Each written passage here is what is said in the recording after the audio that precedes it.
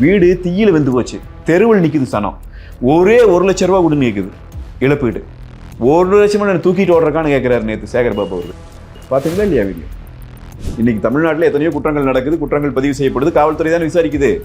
இந்த குற்றத்தில் ஏன் காவல்துறை விசாரிக்க அனுமதிக்கப்படல? எதற்காக சிறப்பு புலனாய்வு குழு என்று போடணும்? எதற்காக உயர்நீதிமன்றத்தின் பார்வையில் இந்த வழக்கு நடக்கணும்? திமுக காரன், திமுக பொறுப்பாளர், போலீஸ் அதிகாரி, யூனிஃபார்ம்ல நிக்கிற போலீஸ் அதிகாரி, என்ன சாதாரணமா கிடையாது. யூனிஃபார்ம்ல நிக்கிற ஒரு போலீஸ் அதிகாரி, ஒரு எஸ்ஐ, ஒரு அம்மா, அவங்கள தொடர அளவுக்கு தைரியம் அவனுக்கு வந்திருக்குது. அவன் பாலியல் சீண்டல் கொடுத்திருக்கான். அந்த வழக்கு என்னாச்சு? ஊடகங்களை வளைத்து போடுவதற்கு மட்டும் செய்கிற செலவு ஒரு மாதத்துக்கு 15 கோடி ரூபாய் பிக்ஸ் பண்ணிட்டான். 60 யூடியூப் சேனல்களுக்கு மாதம் ஒரு லட்சம் ரூபாய் பணம் கொடுத்தான். இதெல்லாம் எதுக்கு?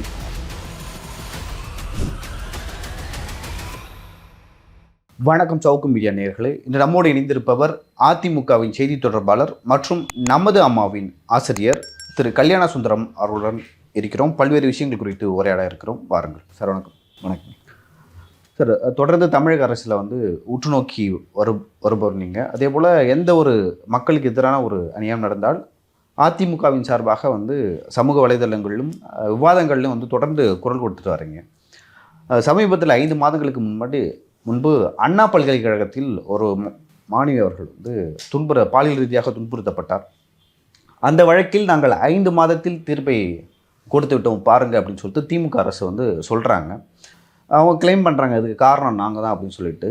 உண்மையாகவே அதற்கு காரணம் யார்? உண்மையாகவே திமுகவா இல்லை சென்னை உயர்நீதிமன்றம்? இல்லை, அந்த தீர்ப்புக்கு காரணம் யார் அப்படிங்கிறது வெளிப்படையாகவே நீங்கள் மக்களுக்கு தெரியுதுங்க. என்னன்னு கேட்டால், தமிழ்நாடு அரசினுடைய காவல்துறை இங்கே தலைநகரில் இருக்கிற கமிஷனர் அருண் அவர்கள் அவர் மீதான அதிருப்தியை வெளியிட்டு அவர் தலைமையில் இருக்கிற காவல்துறை அதிகாரிகள் விசாரித்தால் இதில் உண்மை வெளிவராது என்று நீதிமன்றம் சொன்ன பிறகு நீதிமன்றமே ஒரு சிறப்பு புலனாய்வு குழுவை அமைக்கிறது. அந்த சிறப்பு புலனாய்வு குழு விசாரணையை தொடங்குகிறார்கள். உண்மையில் இவர்கள் சொல்வதைப் போல 157 நாட்களில் நாங்கள் விசாரணையை முடித்து விட்டோம், நாங்கள் தண்டனையை வாங்கி கொடுத்து விட்டோம் என்று சொல்கிறார்கள் இல்லையா? 157 நாட்கள் கூட இந்த வழக்கை நடத்துவதற்கு முதலில் இவர்கள் விரும்பவில்லை. கமிஷனர் அருண் அவர்கள் தலைமையிலே முதலமைச்சருக்கு அவருடைய கண்ட்ரோலில் இருக்கிற அதே நேரடியாக உயர்நீதிமன்றம் தலையிடாமல் அந்த காவல்துறை அதிகாரிகளை விசாரித்திருந்தால் இந்த வழக்கு 10 நாளில் முடிந்திருக்கும். 10 நாளில் முடிந்து இப்பொழுது மாட்டியிருக்கிறான் இல்லையா ஞானசேகரன், அவனும் குற்றவாளி அல்ல, அப்படி ஒரு சம்பவமே நடக்கவில்லை என்று சொல்லி இந்த வழக்கு முடிக்கப்பட்டிருக்கும். இதை உணர்ந்த பிறகுதான் உயர்நீதிமன்றம் இந்த காவலர்கள் விசாரிக்கக்கூடாது, நாங்கள் ஒரு சிறப்பு புலனாய்வு குழுவை அமைக்கிறோம் என்று அமைத்தார்கள். அந்த சிறப்பு புலனாய்வு குழுவிலே அமைக்கப்பட்டதிலே இருந்த ஒரு அதிகாரி தனக்கு அழுத்தம் அதிகமாக இருக்கிறது, என்னால் வேலை செய்ய முடியாது என்று வெளியேறி போனார். இந்த வழக்கு விசாரணை நடந்து கொண்டிருக்கிற போது அது யார் அழுத்தம் கொடுத்தார்கள், எதற்காக அழுத்தம் கொடுத்தார்கள் என்பது எதுவும் பேசப்படவில்லை. எனவே சிறப்பு புலனாய்வு அதிகாரிகள் விசாரித்தார்கள், கொண்டு போய் கொடுத்தார்கள். நீதிமன்றத்திலே வழக்கு நடந்தது, நீதிமன்றம் தீர்ப்பு கொடுத்திருக்கிறது. இந்த தீர்ப்பை நாம் வரவேற்கிறோம், அதில் மாற்று கருத்தில்லை. இவன் குற்றவாளி என்று நீதிமன்றம் முடிவு செய்திருக்கிறது. எனவே சரியானது. ஆனால் இந்த குற்றப்பத்திரிகை தாக்கல் பண்ணப்பட்டதிலே ஒரு குற்றம்தான் நடந்தது, ஒருவன் தான் குற்றவாளி. இதற்கு முன்னும் பின்னும் யாரும் பாதிக்கப்படவில்லை, இது இதோடு முடிந்து விட்டது என்று அவசரமாக ஒரு குற்றப்பத்திரிகையை தாக்கல் செய்து இவர்களே சொல்லுவதைப் போல இவர்கள் உயர்நீதிமன்றத்தினுடைய பார்வை இருந்தாலும் இவர்கள் கண்ட்ரோலில் இருக்கிற சிறப்பு புலனாய்வு குழு, இவங்களுடைய போலீஸ் தான் இது பண்ணுச்சுன்னு சொல்கிறாங்க, இவங்களுடைய வழக்கறிஞர் தான் வாதாடினாருன்னு சொல்கிறாங்க. எனவே இவர்கள் பாதி நீதியை பெற்றுக் கொடுத்து ஒருவனை மட்டும் குற்றவாளியாக மாற்றி மற்றவர்களையெல்லாம் இதில் காப்பாற்றி விட்டார்கள் என்பதுதான் நாம் வைக்கிற குற்றச்சாட்டு. இதற்கு தமிழக அரசு உரிமை கோருவது, இதை நாங்கள் விரைவாக நடத்தி முடித்து விட்டோம் என்று சொல்வது, முதல்ல தமிழக முதலமைச்சர், தமிழ்நாடு அரசு இதுக்கு தலைகுனியணும், வெட்கப்படணும். இதுக்கு என்னென்னா, அந்த நடந்தது அண்ணா பல்கலைக்கழகத்துக்குள்ள, குற்றம் இழைக்கப்பட்டவன் இருக்கிறது அந்த இடம், விசாரித்திருக்க வேண்டியது இந்த போலீஸ். முதல்ல இந்த போலீஸ் விசாரிக்க கூடாதுன்னு நீதிமன்றம் முடிவெடுத்துச்சு இல்லையா? அதுலேயே உங்கள் போலீஸோட லட்சணம் தெரியுதா தெரியலையா? இதுக்கு முதல்ல தலைகுனியுமா இல்லையா முதலமைச்சர்? எஸ்ஐடி சீக்கிரமாக நடத்தி முடிச்சிருச்சு, நாங்களும் துணை புரிந்து நடத்தினோம் என்று சொல்வதே எனக்கெல்லாம் வியப்பாக இருக்கிறது. உண்மையிலேயே முதலமைச்சருக்கு சொல்லுகிறார்களா வழக்கிலே என்னதான் நடக்கிறது என்று? இல்லை, எஸ்ஐடிக்கும் தமிழக அரசுக்கும் இதில் சம்மந்தம் இருக்கா இல்லையா? இல்லை, சம்மந்தம்னு என்ன வகை சம்மந்தம்னு கேட்குறேன். எல்லாத்தையுமே அவங்க கிளைம் பண்ணிக்கிறாங்க. அப்படிதான் என்னதான் சம்மந்தம்னு கேட்குறேன் நான். இப்போ எஸ்ஐடி அமைச்சதே உங்களுக்கு அவமானமா இல்லையான்னு நான் கேட்குறேன். அந்த கேள்வி பதிலே சொல்ல மாட்டேங்கிறாங்களே. உங்க காவல்துறை இப்ப எத்தனையோ பிரச்சனைகள் நடக்குது நாள்தோறும். இந்த வழக்குல தமிழக அரசு என்ன பண்ணிருக்க வேணும்னு நினைக்கிறீங்க? நேர்மையா விசாரணை தொடங்கி இருந்தீங்கன்னா நீதிமன்ற தலையீடும் இல்லை, நீதிமன்றம் தலையிட்டு இருந்தாலும் என்ன சொல்லியிருக்கும், போலீஸ் விசாரிக்கிற கரெக்டாக தான் போயிட்டு இருக்கு, விசாரிங்கன்னு இருக்கும். இன்னைக்கு தமிழ்நாட்டில் எத்தனையோ குற்றங்கள் நடக்குது, குற்றங்கள் பதிவு செய்யப்படுது, காவல்துறை தான் விசாரிக்குது. இந்த குற்றத்தில் ஏன் காவல்துறை விசாரிக்க அனுமதிக்கப்படல? எதற்காக சிறப்பு புலனாய்வு குழு என்று போடணும்? எதற்காக உயர்நீதிமன்றத்தின் பார்வையில் இந்த வழக்கு நடக்கணும்? உங்க மேல் நம்பிக்கை இல்லை. நீங்கள் வழக்கை தொடங்குகிற போதே இந்த வழக்கை நீங்கள் சரியாக அணுகவில்லை. இன்னும் பாதிக்கப்பட்டிருக்கிற பெண்கள் தைரியமாக வந்து வெளியே சொல்லுவதற்கான அந்த சூழலை நீங்கள் உருவாக்கி கொடுக்கவில்லை. மாறாக அச்சத்தை உருவாக்கினீர்கள். இதுதானே நீதிமன்றம் வச்ச குற்றச்சாட்டு. அதுக்கே நீங்க தலை குனியணும் சார். முதல்ல எஸ்ஐடி வந்து வழக்கு நடத்துறது ஒரு பக்கம் இருக்கட்டும், எஸ்ஐடி விசாரிச்சு ஒரு பக்கம் இருக்கட்டும், எஸ்ஐடி போட்டதுக்கே நீங்க அவமானப்படணும்ல. வெக்கமே பட மாட்டேங்கிறீங்க. எங்களுக்கு ஒண்ணுமே புரிய மாட்டேங்குது. கிளைம் வேற பண்ணிக்கிறீங்க இதுல, நாங்க போய் முடிச்சோம்னு. சரி, இது 157 நாள் இது முடிச்சதுக்கு இவ்வளவு பெருமைப்படுறவங்க வேங்கை வயல 3 வருஷம் இழுத்ததுக்கு என்னைக்காச்சும் கவலைப்பட்டிருக்கிறீங்களா? அது உயர்நீதிமன்ற பார்வையெல்லாம் இல்லாமல் உங்கள் நேரடி பார்வையில் இருக்கிற போலீஸ் தானே விசாரணை. 3 வருஷம் என்ன பண்ணிட்டு இருந்தீங்க? 3 வருஷத்துக்கு அப்புறம் கூட என்ன முடிவு கொடுத்தீங்க?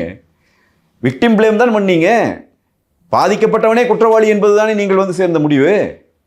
இப்படி எடுத்து பார்த்தா எத்தனை வழக்குகளை அப்படி ஆண்டு கணக்காக நடத்திட்டு இருக்கிறீங்க. அப்போ அதுக்கெல்லாம் யார் பொறுப்பேற்றுக்கிறது? எனவே இது வந்து ரொம்ப அவமானகரமாக. இது ஒரு தடவை இல்லைங்க, இல்லையோ, நீங்கள் எடுத்து செக் பண்ணி வேணால் பாருங்கள். நானும் ஒரு பத்திரிகையின் ஆசிரியராக இருப்பதால் சொல்கிறேன். தொடர்ந்து இந்த செய்திகளை நாங்கள் எழுதி கொண்டே இருக்கிறோம். அதனால் நான் சொல்கிறேன், 70க்கும் மேற்பட்ட முறைகள் நீதிமன்றம், உயர்நீதிமன்றமும் உச்சநீதிமன்றமும் தமிழ்நாடு அரசை இந்த 4 ஆண்டுகளிலே கண்டித்திருக்கிறது. தமிழ்நாடு அரசினுடைய போலீஸ், தமிழ்நாடு அரசினுடைய மற்ற துறைகளை 70க்கும் மேற்பட்ட முறைகள் கண்டித்திருக்கிறது. அவ்வளவு தூரம் இவங்க பிழையாக நடந்து கொண்டு இருக்கிறார்கள் என்று சொல்லி. அதில் இது முக்கியமானது.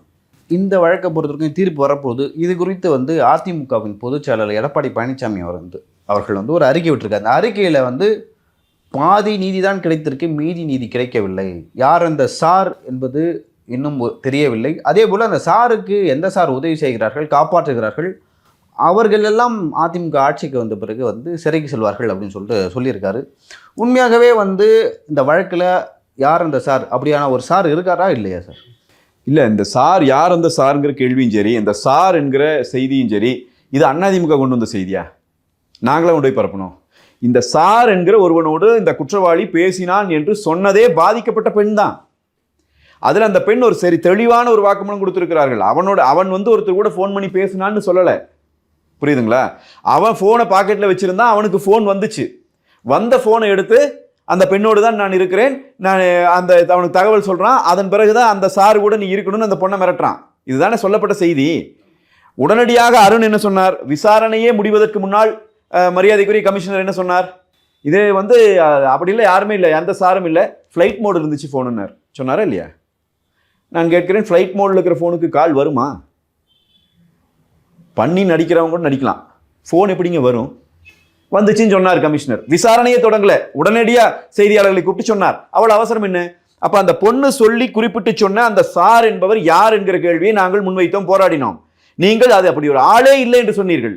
பிறகு இதுல பிரச்சனை எங்க வருது அப்படின்னு சொன்னா, இந்த குற்றம் இன்றைக்கு குற்றவாளியாக அறிவிக்கப்பட்டிருக்கிற இந்த ஞானசேகரன் ஒரு மிக முக்கியமான பல்கலைக்கழகத்தில், இவ்வளவு நகர்ப்புறத்தில் இருக்கிற பல்கலைக்கழகத்தில் போய் தைரியமா இப்படி ஒரு குற்றத்தை செய்யறான்.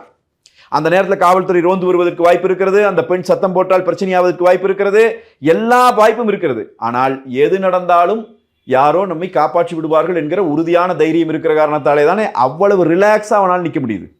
நீங்க சாதாரண ஒரு உளவியல் சொல்றேன் நான், அவ்வளவு ரிலாக்ஸா அவனால் அந்த வேலையை செய்ய முடியுதுன்னா அவனுக்கு வந்து மிகப்பெரிய பின்புலம் பின்னாடி இருக்கு. சார் என்பவரோடு பேசியிருக்கான். அவன் யார் என்று எடுத்து பார்த்தால் இந்த நாட்டினுடைய துணை முதலமைச்சர் உதயநிதியோடு நிற்கிற படம் தெரிய வருகிறது. அதையெல்லாம் தாண்டி இந்த அமைச்சரவையில் இருக்கிற அமைச்சர் மா சுப்பிரமணியம் அவர்கள் அவன் வீட்டிலே உட்கார்ந்து விருந்துண்டு கொண்டிருக்கிறார். அவனோடு அவ்வளவு நெருக்கமாக இருக்கிறார். துணை மேயர் அவனோடு நிற்கிறார்.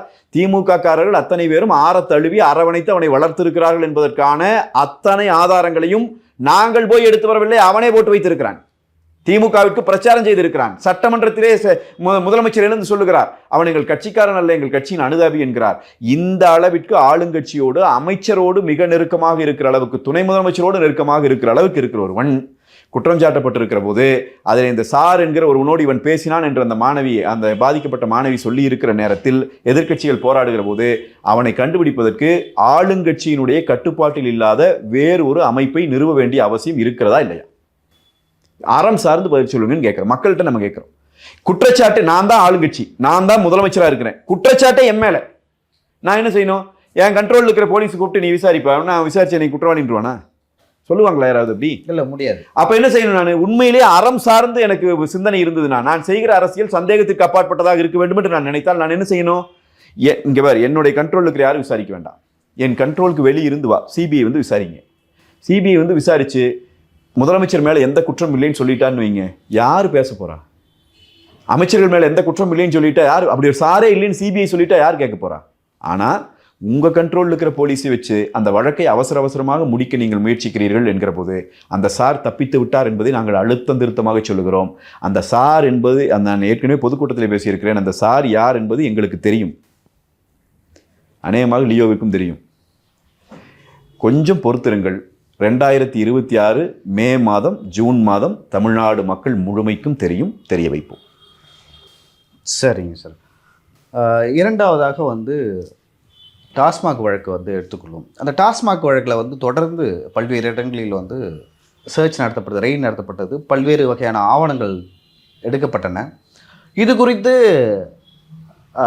எடப்பாடி பழனிசாமி அவர்கள் வந்து தொடர்ந்து அதன் பிறகு தான் வந்து அதிமுகன்ற கட்சி வந்து எப்படி சொல்ல வீறு கொண்டே எழுந்து திமுக வந்து அடிக்கிறாங்க. அதன் பிறகு வந்து திமுகவை என்ன டிஃபெண்ட் பண்ணுறதுனே தெரியல. அதிமுகவின் ஆட்சி காலத்திலும் வந்து டாஸ்மாகில் வந்து 10 ரூபாய் வாங்கினாங்க, இந்த மாதிரியான குற்றச்சாட்டுகள்லாம் இருக்குது. அப்படி இருக்கும்பொழுது நம்ம வந்து திமுக மட்டும் எப்படி குற்றம் சாட்டலாம், இல்லை திமுக தவற பண்ணியிருக்காங்க அப்படின்னு சொல்லிட்டு நம்மளுக்கு வந்து ஒரு நியாயம் இருக்கணும்ல. நாங்களும் அந்த தப்பு பண்ணோம், நீங்களும் பண்ணீங்க. சரி, அப்படி இருக்கும்போது நம்ம எந்த வகையில் வந்து திமுக குற்றம் சாட்டலாம்? இல்லை, நாம தப்பு பண்ணோன்னு இவங்களே சொல்லிட்டு இருக்காங்க. இப்போ எஃப்ஐஆர் அவங்க என்ன சொல்கிறாங்கன்னா 41 அந்த வழக்குகள் வந்து போடப்பட்டது அதிமுகவின் காலகட்டத்தில். வழக்கு போட்டது யார்? அதிமுக அரசு. அப்புறம் வழக்கு போட்டிருக்கிறோம், உள்ள இருக்கிற விசாரணை நடந்து கொண்டு இருக்கிறது. இப்போ பிரச்சனை எங்கிருந்து வருது அப்படின்னு சொன்னால், சரி வழக்கு எங்கள் மேலும் வழக்கு, எங்கள் ஆட்சி காலத்திலும் வழக்கு இருக்குது, வழக்கு போட்டதே நாங்கள் தான், அது ஒரு பக்கம். இப்போ வழக்கு இருக்குது, இந்த வழக்கை விசாரிக்க இடி வருது. அவசரமாக ஓடி போய் இது விசாரிக்கக்கூடாதுன்னு அதிமுகவாக ஆயிடுச்சு. எங்கள் மேலே வழக்கு இருக்குது, ஐயோ நாங்கள் பாதிக்கப்பட்டுருவோம், கேட்டோமா, கோர்ட்டுக்கு போனோமா, வழக்கை விசாரிங்கன்னு தான் சொல்கிறோம்.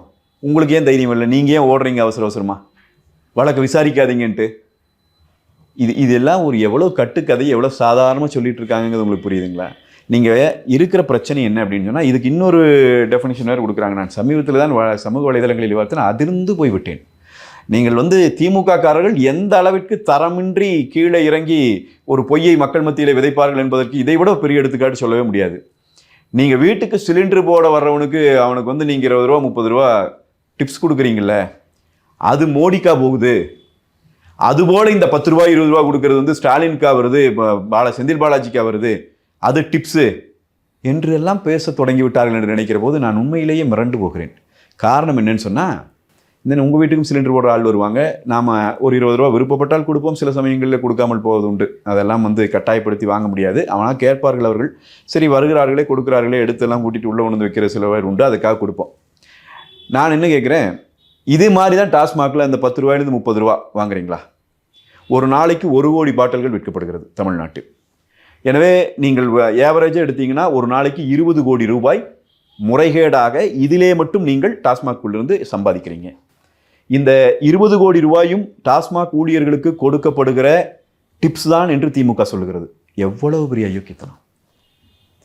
நான் கேட்கிறேன், அந்த டாஸ்மாக் ஊழியர்கள் வேலை செய்கிறார்கள் இல்லையா, அவர்களின் தொழிற்சங்கத்தில் பெரிய தொழிற்சங்கம் சிபிஎம் உடையது. சிபிஎம் தலைவர்கள் ஏற்றுக்கொள்கிறார்களா? தமிழ்நாட்டில் 5000 கடை, சரிதானுங்களா?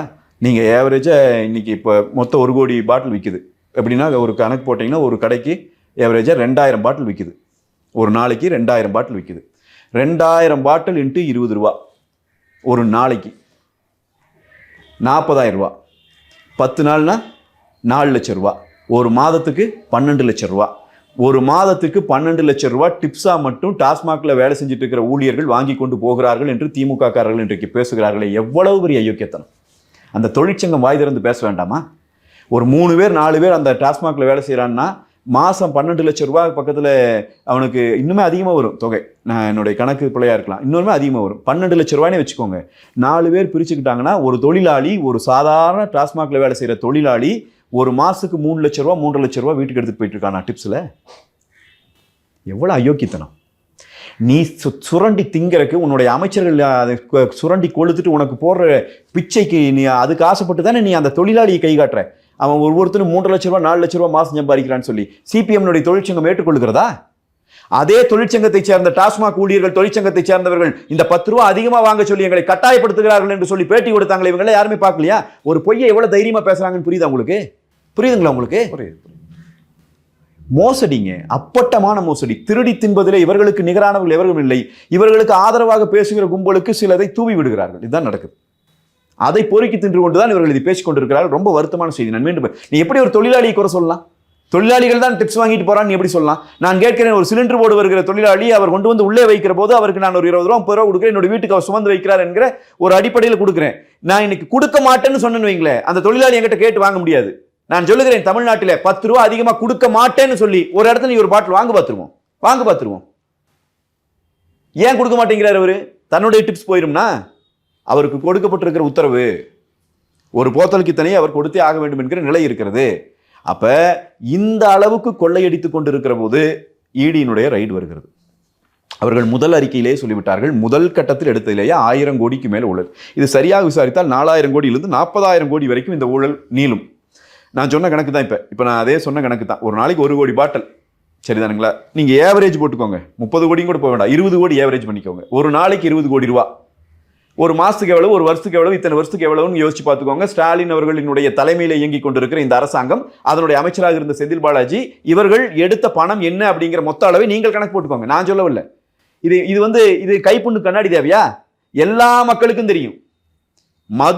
மது போதையில் இருக்கிற, மதுவை குடிக்கிற அவர்களுக்கு மட்டுமல்ல, மது குடிக்காதவர்களுக்கும் கூட தெரியும் தமிழ்நாட்டு டாஸ்மாக் இது நடந்துட்டு இருக்கு. அப்ப இவ்வளவு பெரிய ஊழல் நடக்கிறது. இந்த ஊழல் பணம் எல்லாம் எங்கே போகிறது? இதை மணி லாண்டரிங் பண்ணுறதுக்கு யார் இருக்கா? நான் உங்ககிட்ட கத்தையா ஒரு கருப்பு பணத்தை வாங்கிட்டு வந்துடுறேன், 1 கோடி ரூபா எடுத்துகிட்டு வர்றேன். 1 கோடி ரூபாயை நான் எப்படி கணக்கு காட்டுறது? நேரம் கொண்டு பேங்க்கில் கட்ட முடியுமா? பிடிச்சிக்குவான். அப்போ இதையே மணி லாண்டரிங் பண்ணணும், வெளிநாடுகளில் கொண்டு போய் இன்வெஸ்ட் பண்ணணும். இதை வச்சு நடிகர்கள், கலைஞர்கள் இவங்களை வச்சு கூத்தடிக்கணும். 300 கோடி ரூபாயில் பங்களா கட்டணும். கற்பனையில் நினைக்க முடியலையா? தீயில வெந்து போச்சியா சனம்? வீடு தீயில வெந்து போச்சு, தெருவில் நிற்குது சனம். ஒரே 1 லட்ச ரூபா கொடுன்னு கேட்குது இழப்பீடு. 1 லட்சம் நான் தூக்கிட்டு ஓடுறக்கான்னு கேட்குறாரு நேற்று சேகர் பாபு அவர்கள். பார்த்தீங்களா இல்லையா வீடியோ? அட இப்படி பிச்சை எடுத்துட்டு நிற்கிறோம் ஐயா. நாங்கள் எங்கள் கிட்ட கொள்ளையடிச்சு நீ போய் 300 கோடிக்கு வீடு கட்டுற, ஆயிரக்கணக்கான கோடிகளை கொண்டு போய் வெளிநாடுகளில் பதுக்கி வச்சிருக்கிற, அதுக்கு சில புரோக்கர்களை வச்சுட்டு, பினாமி புரோக்கர்களை வச்சிருக்கிற, அவன் பூரா வெளிநாட்டுக்கு ஓடுறான். ஈடி ரைடு வந்துருச்சுன்னா தப்பிச்சு வெளிநாட்டுக்கு ஓடி போய் எங்க உட்காந்துருக்கிறான்னு தெரியல. அவனை பத்தி வாய் திறந்து பேச மாட்டேங்கிறீங்க நீங்க ஆளுங்கட்சியை சேர்ந்தவர்கள். உங்கள் வீட்டிற்குள்ளேயே, முதலமைச்சரின் வீட்டிற்குள்ளேயே வளர்ந்தவன் ரத்தீஷ். உண்மையா இல்லையா? ரத்தீஷோட அவ்வளவு நெருக்கமாக உங்கள் குடும்பத்தில் இருக்கிற அத்தனை பேரும் இருக்கிறீங்க. உதயநிதி அவர்களோடு மிக நெருக்கமாக இருக்கிறார். ஆகாஷ் பாஸ்கரனுடைய திருமணத்திலே போய் உதயநிதி நிற்கிறார், முதலமைச்சர் நிற்கிறார், அன்பில் மகேஷ் நிற்கிறார். உங்களுடைய சொந்தக்காரன். அவன் வீட்டில் ரைடு போயிருக்கு. இவ்வளவு பிரச்சனைகள் இருக்குன்னு எடுத்து காட்டியிருக்காங்க. வாய் திறந்து ஒன்று பேசுனீங்களா? எதுக்கு ஓடுறீங்க? ரைடு நடத்துவது தவறு என்று ஸ்டே வாங்குவதற்காக உச்சநீதிமன்றம் ஓடுகிறீர்கள். புரியுதா உங்களுக்கு? இதையும் நியாயப்படுத்துறாங்க, இதையும் மாநில உரிமைன்னு பேசுறாங்க. நமக்கு தான் வியப்பு. இல்லை, திமுக தரப்பில் என்ன சொல்றாங்கன்னா, இது அமலாக்கத்துறை வந்து அவங்களோட அதிகாரத்தை மீறி ஒரு எல்லைக்கு மேலே செயல்படுறாங்க அப்படின்னு சொல்லிட்டு உச்சநீதிமன்றம் அந்த வழக்கை தடை செய்யுதுன்னு சொல்லிட்டு சொல்றாங்க. இனிமேல் அந்த வழக்கு வருவதற்கான வாய்ப்பு இல்லை அப்படின்னு சொல்லிட்டு சொன்னாங்க. அதன் பிறகு நம்ம பார்த்தோம், முதல்வர் ஸ்டாலின் அவர்கள் வந்து டெல்லிக்கு போயிட்டு பிரதமர் மோடி அவர்களை சந்தித்து வந்தார். அதன் பிறகு பார்த்தீங்கன்னா வந்து இனிமேல் எல்லாமே சுமூகமாக நடக்கும், எந்த பாதிப்பும் இல்லாத மாதிரி திமுக தரப்பில் வந்து சொல்கிறாங்க. நீங்கள் எதிர்கட்சியாக இருக்கீங்க, பாஜகவோட கூட்டணியில் இருக்கீங்க. இந்த வழக்கு வந்து சுமூகமாகவே போகுமா, இல்லை வந்து மீண்டும் வந்து ரெய்டு இருக்குமா, கைது இருக்குமா?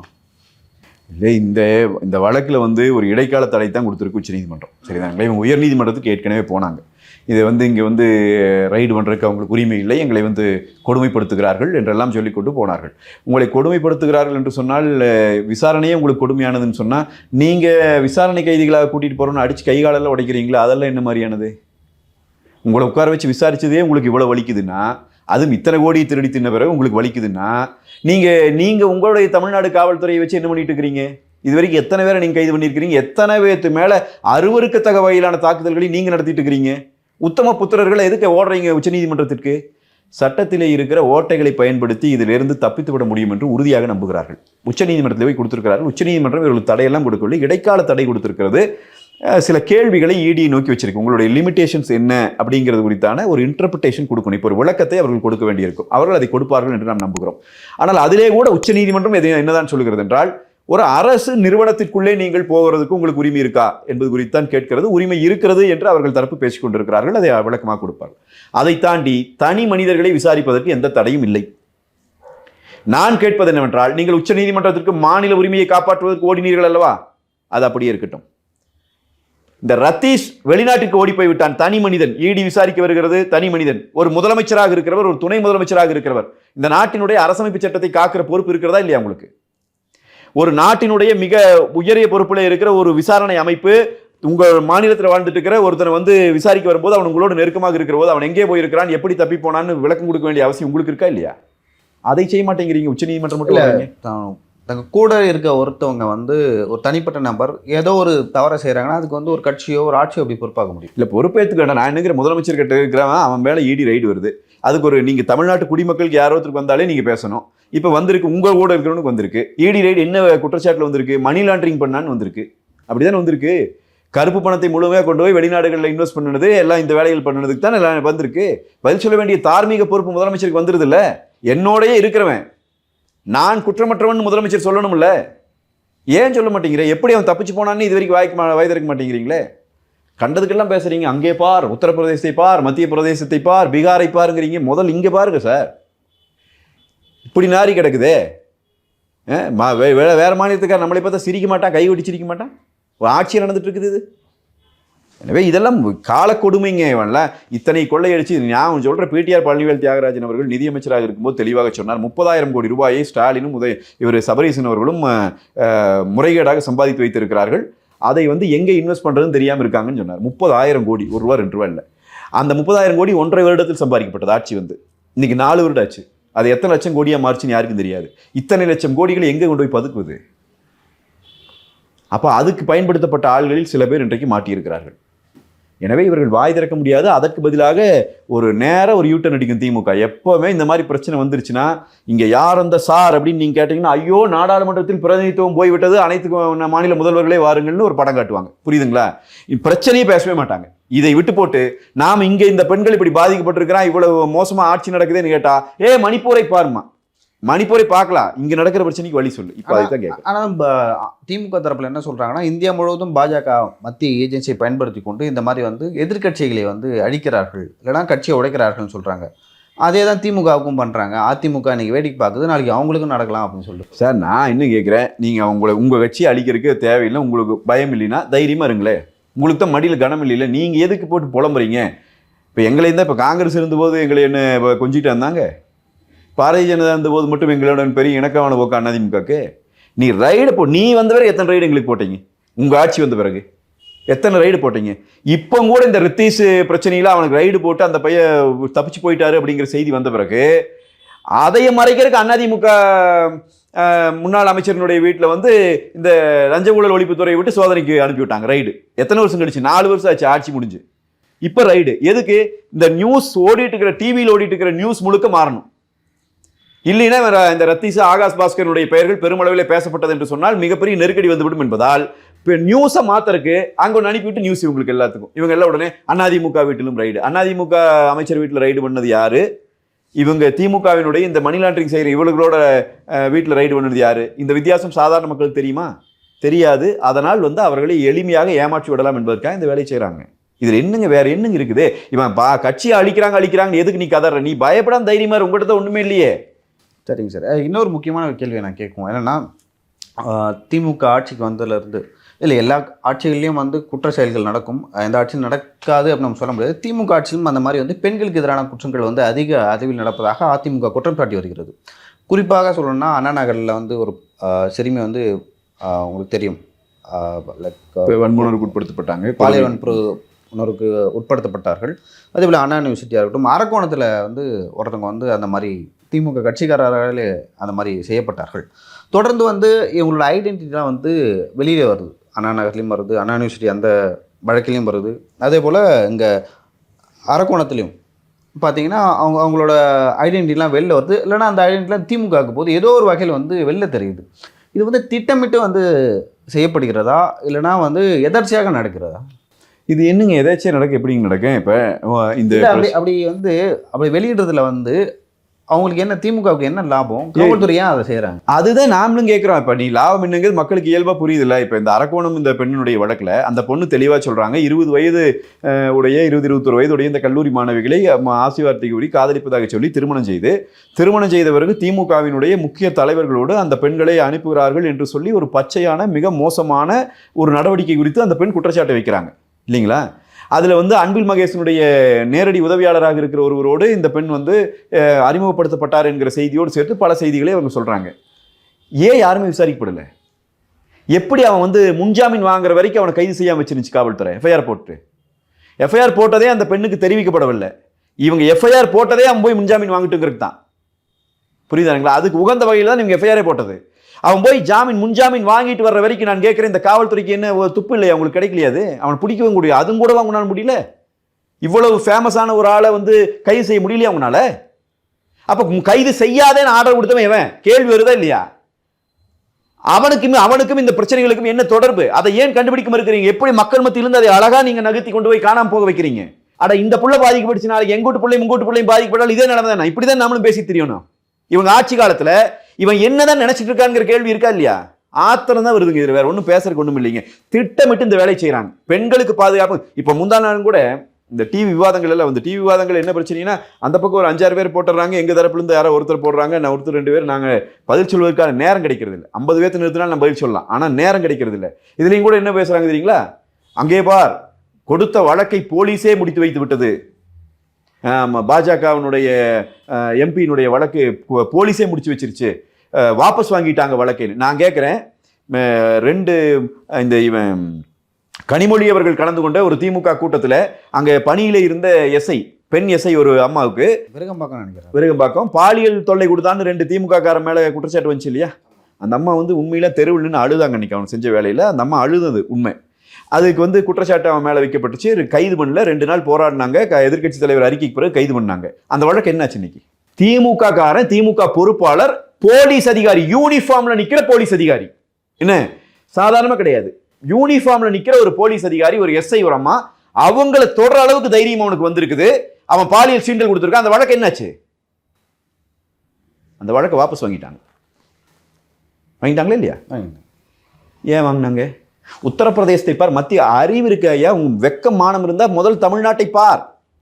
யூனிஃபார்ம் போட்டிருக்கிற போலீஸ் அதிகாரிக்கு இந்த நிலைமை என்று சொன்னால் எங்கள் வீட்டு பெண்கள் எப்படி தெருவிலை நடமாட முடியும்? உங்களுடைய ஆட்சியை நம்பி. உங்களுக்கு கேமரா இருக்குது, உங்களுக்குன்னு சில ஊடகங்கள் இருக்குது, உங்களுக்குன்னு துதிபாடுவதற்கு சில துதிபாடிகள் இருக்கிறார்கள். அவர்களை வைத்துக் கொண்டே மக்கள் மத்தியிலிருந்து இந்த பிரச்சனைகளை எல்லாம் நகர்த்தி விடலாம் என்று நீங்கள் நினைத்தால் எத்தனை காலத்துக்கு ஆடிடுவேன்? கேள்வி இன்றைக்கு வர தொடங்கி இருக்கு. ஒவ்வொரு வழக்கிலையும் ஒன்றும் வேண்டாமுங்க. இவரு அனிதா ராதாகிருஷ்ணன் அமைச்சர் இருக்காருங்க, அவருடைய பிஏ, அவர் வந்து சாலையில் நின்று சாலை பாதுகாப்பை சரி செய்து கொண்டிருந்த ஒரு காவலர் அவரை கன்னத்தில் அறைந்தார். ஒன்றும் இல்லை, டிராஃபிக் ஆகிற மாதிரி கொண்டு போய் வண்டி நிறுத்திட்டு போயிட்டாங்க. சார், இது எடுத்து ஒரு போலீஸ் ஆஃபீஸர் அமைச்சரோட பிஏ கூட எப்படி பேசுவார்னு நமக்கு தெரியும். ஒரு கான்ஸ்டபிள் நிலைமையில் இருக்கிறவர். சார், இது எடுத்துருங்க சார்னு போய் கேட்கிறாரு. கன்னத்தில் அரைஞ்சார். புகார் கொடுக்கப்பட்டது. 1/2 மணி நேரத்தில் புகார் வாபஸ் வாங்கப்பட்டது. மாநகராட்சியினுடைய ஊழியராக இருந்த மாநகராட்சியினுடைய பொறியாளர் இங்கே திருவொற்றியூரினுடைய சட்டமன்ற உறுப்பினர் சங்கர் அவர்களால் தெருவிலே வைத்து அடிக்கப்பட்டார், தாக்கப்பட்டார். உண்மையா இல்லையா? வழக்கு கொடுத்தவர் யார்? அதிமுக கொடுக்கல, மாநகராட்சி கமிஷனர் வழக்கு கொடுத்தார். என்ன ஆனிச்சு அந்த வழக்கு இன்னைக்கு? அப்ப பாலியல் வழக்குகள் இருந்து தொடங்கி நீங்க சட்டம் ஒழுங்கு கெட்டு போற எது விஷயங்கள் குறித்தும் இவர்களுக்கு கவலை இல்லை. இவர்கள் கொட்டம் அடிக்கிறாங்க நாட்டில். அதைய மூடி மறைப்பதற்கு ஊடகங்களை பயன்படுத்தி கொள்கிறார்கள். ஊடகங்கள் இன்னைக்கு அதனால தான் நான் வந்து திரு சவுக் சங்கர் அவர்கள் மீது உங்கள் அலுவலகத்தில் 2 பேர் கைது செய்யப்பட்டார்கள். அவருடைய வாகனங்கள் எல்லாம் பறிமுதல் செய்யப்பட்டு இரவெல்லாம் வழக்களிக்கப்பட்டார்கள். நான் ஒரு வீடியோ போட்டேன் பயணியில். ஏன் நாங்கள் சொல்கிறோம்னா, ஒரு சில மீடியா தான் இன்னைக்கு நின்று ஃபைட் பண்ணுறான். அவங்களுக்கு உண்மையிலேயே நாங்கள் சல்யூட் பண்ணுறோம். சில ஊடகவியலாளர்களும் சில ஊடகங்களும் அவன் செத்தும் கூட விழுந்துட்டும். சவுக் சங்கர் மீடியாவை நீங்கள் மூடிட்டு எல்லாரும் வேலைக்கு விட்டுட்டு போயிருங்க. நீங்கள் எல்லாம் சோத்துக்கு இல்லாமல் கூட ஒரு நாள் சாகர நிலைமை வரட்டும். ஆனால் வரலாற்றில் நிற்பீர்கள். நான் சொல்கிறேன், உங்களுக்கு எழுதி வச்சுக்கோங்க. இவர்கள் செய்து கொண்டிருக்கிற இந்த அராஜகத்தை, இந்த அநியாயத்தை, இந்த அக்கிரமத்தை அவர்களுக்கு சாமரம் வீசிக்கொண்டு அவர்களுக்கு கால் தொட்டு நின்று கொண்டிருக்கிற ஊடகவியலாளர்கள் மத்தியில் ஊடகவியல் அறத்தை காத்துக்கொண்டு சில ஊடகங்கள் நிற்கிறார்கள் என்று சொன்னால் நாம் உண்மையிலேயே அவர்களை வரவேற்கிறோம், போற்றுகிறோம். அதற்காகத்தான் நாங்கள் அவங்களுக்கு சப்போர்ட் பண்ணணும்னு நினைக்கிறோம். அந்த அளவுக்கு கீழ்த்தரமா இன்னைக்கு ஊடகங்களை பயன்படுத்தி இவங்க தப்பிச்சுட்டு இருக்கிறாங்க. இந்த நாம கேட்டிருக்கிற இந்த எந்த கேள்விகளுக்கும் இவர்களிடம் விடை இருக்காது, எதுக்கும் விடை இருக்காது. ஆனால் இதையெல்லாம் கடத்தி விட்டு போகிற அந்த டாக்டிக்ஸ் உங்களுக்கு தெரியும். ஒரு மாதத்திற்கு 15 கோடி ரூபாய் செலவு செய்கிறார்கள் ஊடகத்துக்கு மட்டும். நான் சொல்றது விளம்பர செலவல்ல, ஊடகங்களை வளைத்து போடுவதற்கு மட்டும் செய்கிற செலவு. ஒரு மாதத்திற்கு 15 கோடி ரூபாய் ஃபிக்ஸ் பண்ணியிருக்கான். 60 யூடியூப் சேனல்களுக்கு மாதம் ஒரு 1 லட்சம் ரூபாய் பணம் கொடுக்குறான். இதெல்லாம் எதுக்கு? இந்த எவனெல்லாம் உட்கார்ந்து கொண்டு அநாகரிக வார்த்தைகளால் அர்ச்சனைகள் செய்து கொண்டிருக்கிறான யூடியூப் சேனலில் அவன் அத்தனை பேருமே இன்றைக்கு திமுகவிடம் பணம் வாங்கி கொண்டு செயல்பட்டு கொண்டிருக்கிறான் என்பதுதான் உண்மை. அதற்குன்னு ஒரு அமைப்பே வச்சிருக்கிறாங்க. அந்த அமைப்போட வேலையே இதுதான். சரிங்களா? அதனால் இது கேவலமான கேடுகட்ட நிலை. இதை தமிழ்நாட்டு மக்கள் புரிந்து கொள்ளுகிறார்கள். அவர்களே நேரடியாக இப்பொழுது பாதிக்கப்படுகிறார்கள். நீங்கள் வாங்க, கொங்கு மண்டலத்திலலாம் எத்தனை கொலையாயிடுச்சு. காவல்துறை நகைப்பிற்குரிய வகையில் இன்றைக்கு செயல்பட்டு கொண்டிருப்பதாகத்தான் கொங்கு மண்டலம் முழுவதும் பேசப்படுது. எத்தனை கொலை கண்டுபிடிக்க முடியல. எவன் கொலை பண்ணுறான்? சென்னையில் பாருங்கள், ஒரு அம்மா, அந்த அம்மா பக்கத்து வீட்டு அம்மாவை போய் காப்பாற்றிருக்காங்க. ஒரு 4 நாளைக்கு முன்னாடி ஒரு செய்தி வந்துச்சு, பார்த்துருப்பீங்கன்னு நினைக்கிறேன். எவ்வளவு ஒன்று காவல்துறையும் உளவுத்துறையும் என்ன செய்கிறது என்பது தெரியவில்லை. சட்டம் ஒழுங்கு பாதிக்கப்பட்டிருக்குது. நம்மளை போன்றவங்கள எதிர்க்கட்சிகளாக இருந்து அரசியல் பேசுகிறவங்கள ஊடகவியலாளர்களைத்தான் மிரட்டுகிறார்களே ஒழிய இவர்கள் உருப்படியாக எந்த குற்றவாளியும் பிடிப்பதற்கு காரணம் இல்லை. இன்னும் முக்கியமான காரணம் என்ன? இவங்களே குற்றவாளிகளாக இருக்கிறார்கள். அதனால் இதெல்லாம் இன்னும் இத்தனை நாள் பொறுத்து கொண்டோம். இன்னும் ஒரு 8 மாதங்கள் மட்டும் பொறுத்து கொள்ள வேண்டும். அதன் பிறகு உண்மையிலேயே தமிழ்நாடு விடிந்துவிடும். இந்த கூட்டம் முழுமையாக தமிழ்நாடு அரசியலில் இருந்து அப்புறப்படுத்தப்படும். சரிங்க சார். இது வரைக்கும் பல கேள்விகள் கேட்டேன். எல்லா கேள்விக்கும் ரொம்ப வெளிப்படையாக பதில் சொன்னீங்க. ரொம்ப நன்றி உங்கள் கருத்துக்கு. மிக்க நன்றி.